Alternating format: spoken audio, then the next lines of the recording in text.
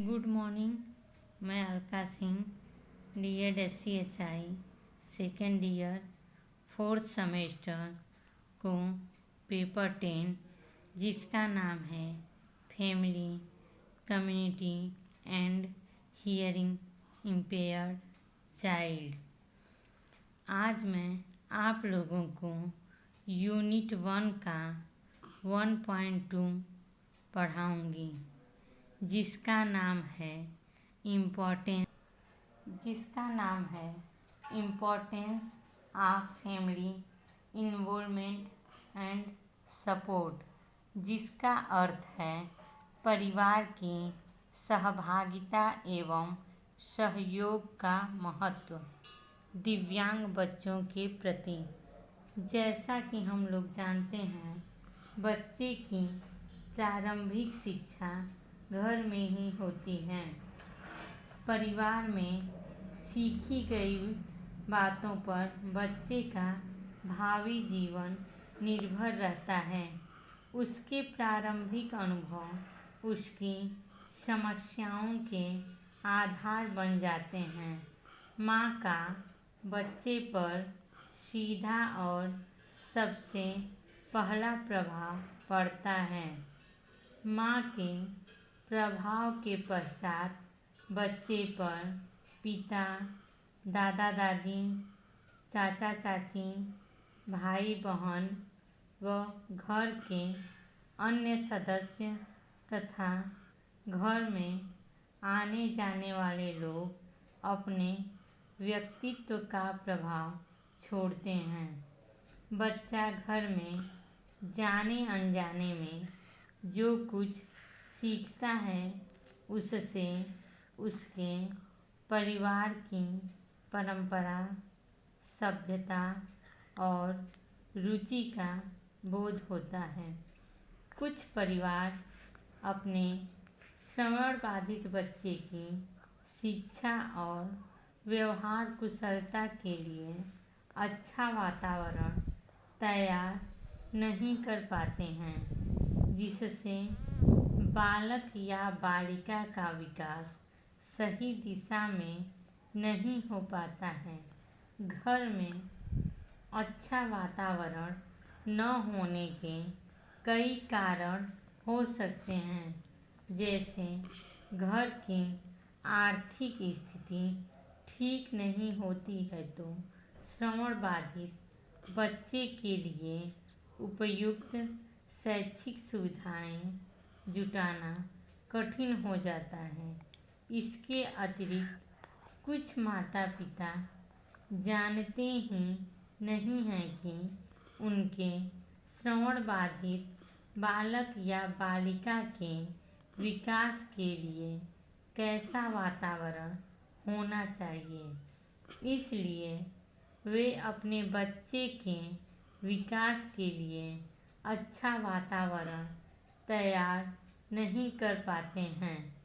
कुछ परिवार में पर्याप्त सुविधाएं होती हैं जिससे बच्चे को अच्छी दिशा में व्यवहार करने की प्रेरणा मिलती है। कुछ परिवारों में भावनात्मक लगाव इतना कम होता है कि वे बच्चे के लिए अच्छा वातावरण देने पर ध्यान ही नहीं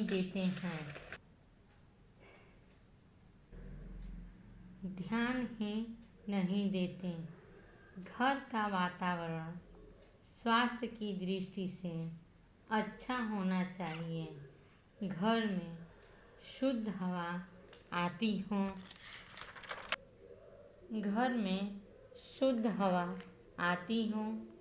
शुद्ध पानी की व्यवस्था हो तथा संतुलित आहार भी मिलता रहे। अभिभावकों को बच्चे की रुचियों एवं क्षमताओं को जानना चाहिए। विशेष रूप से जब बालक या बालिका किशोरावस्था में प्रवेश करने लगे तो उनकी विशेषताओं का अध्ययन करना आवश्यक है। उन्हें जो रुचिकर हो या जो उन्हें अच्छा लगे तथा जो वे अभिभावकों को बच्चे की रुचियों एवं क्षमताओं को जानना चाहिए। विशेष रूप से जब बालक या बालिका किशोरावस्था में प्रवेश करने लगे तो विशेषताओं का किशोरावस्था में प्रवेश करने लगे तो उनकी विशेषताओं का अध्ययन करना आवश्यक है। उन्हें जो रुचिकर हो या जो वे अपनी क्षमता के अनुसार कर सकें उसको चुनने में उनकी सहायता की जाए। अपनी इच्छा बालक पर बिल्कुल न लादें। इस अवस्था में श्रवण बाधित बालक या बालिका अपनी जिज्ञासा को संतुष्ट करने के लिए प्रश्न पूछता रहता है। घर के लोगों को चाहिए कि बच्चों के प्रश्नों का सही उत्तर दें। बच्चों को डांटा न जाए। ध्यान दिया जाए कि बच्चा इस समय मानसिक दृष्टि से विकास की दिशा में होता है। यदि हमने उसके किसी प्रश्न का उत्तर दिए बिना डांट दिया तो वह हतोत्साहित व निराश हो जाएगा और उसका बौद्धिक विकास अवरुद्ध हो जाएगा। बच्चे में अच्छे चारित्रिक गुणों के विकास के लिए अभिभावकों को घर का वातावरण उचित बनाना होगा और वे स्वयं कोई ऐसा आचरण न करें जो इनके चारित्रिक गुणों के विपरीत हो। अगला हेडिंग है श्रवण बाधित बच्चे की शिक्षा में परिवार का सहयोग। श्रवण बाधित बच्चे की शिक्षा कभी भी उचित ढंग से नहीं हो सकती जब तक कि परिवार का सहयोग न प्राप्त हो। एक विद्यार्थी शिक्षा के लिए विद्यालय जाता है, परंतु वह वहाँ 24 घंटे में से केवल 5 या 6 घंटे ही व्यतीत करता है। शेष समय उसका घर पर ही व्यतीत होता है। अतः बच्चे पर घर का जो प्रभाव पड़ता है उसकी अपेक्षा किसी संस्था या विद्यालय का प्रभाव कम पड़ता है।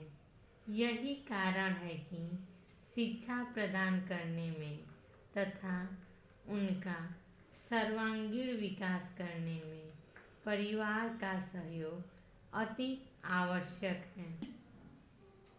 इसमें पहला पॉइंट है जीवन की वास्तविकता से परिचित कराएं।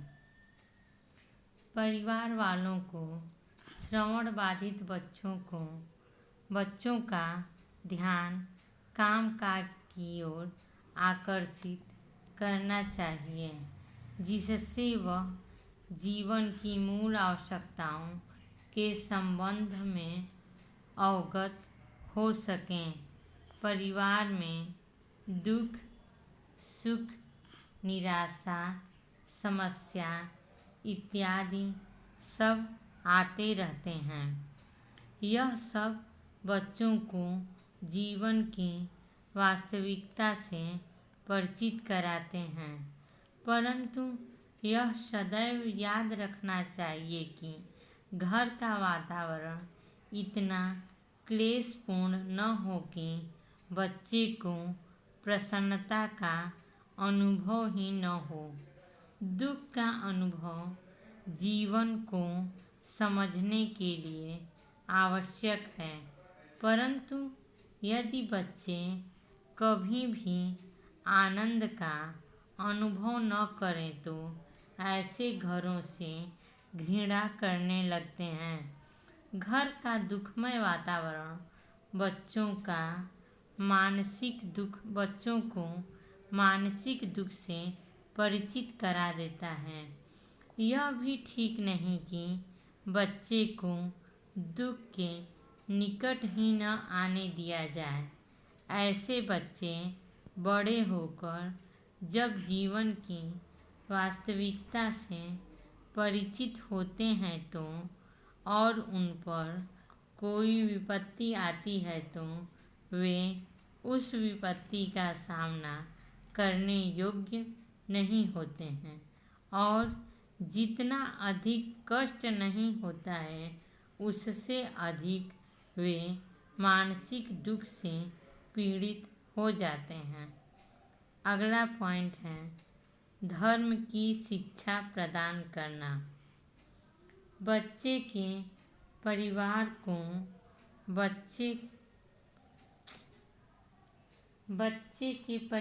को धर्म की शिक्षा प्रदान करने का विशेष उत्तरदायित्व ग्रहण करना चाहिए। बच्चे को अपने कर्तव्यों तथा उत्तरदायित्वों के प्रति जानकारी प्राप्त होनी चाहिए। उनमें दया, सहानुभूति, दान इत्यादि की भावना भरनी चाहिए। परिवार में बच्चे को प्रार्थना करना, पूजा करना इत्यादि सिखाया जाना चाहिए। अगला पॉइंट है चरित्र निर्माण में सहयोग प्रदान करें। इसमें कोई संदेह नहीं कि बालक या बालिका के चरित्र का निर्माण घर से ही प्रारंभ होता है। विद्यालय में तो बच्चा बाद में आता है। जीवन के कई वर्ष तो वह परिवार के साथ व्यतीत करता है जहाँ उसके चरित्र की नींव पड़ती है। जब तक वह विद्यालय आने योग्य नहीं होता है बहुत कुछ उसका चरित्र निर्माण हो चुका होता है। यदि परिवार के सभी लोग आदर्शवादी हों और एक दूसरे के संबंधों में अच्छा व्यवहार प्रकट करते हों, सत्य बोलने वाले हों तो बच्चे के चरित्र का निर्माण अत्यंत सरलतापूर्वक हो जाएगा। अगला पॉइंट है बौद्धिक विकास में सहयोग प्रदान करें।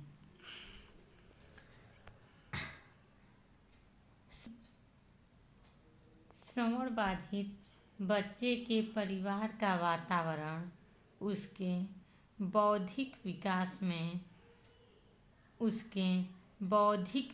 में सहयोग दे सकता है। परिवार में निर्धनता, गरीबी के कारण बच्चे को अच्छी पुस्तकें नहीं मिल पाती हैं जिससे उनके बौद्धिक विकास पर प्रभाव पड़ता है। परिवार को चाहिए कि वो बच्चे के बौद्धिक विकास में सहयोग प्रदान करें। अगला पॉइंट है रुचियों को प्रोत्साहित करें। परिवार के लोगों को श्रवण बाधित बच्चे के अच्छी रुचियों के प्रति प्रोत्साहित करना चाहिए और बुरी व खराब आदतों के प्रति रुचि उत्पन्न ही न होने देना चाहिए। एक अच्छा परिवार शिक्षा में सहयोग प्रदान कर सकता है। घर में यदि माता पिता झगड़ालू हैं तो बच्चा उन्हीं बातों को सीख लेता है।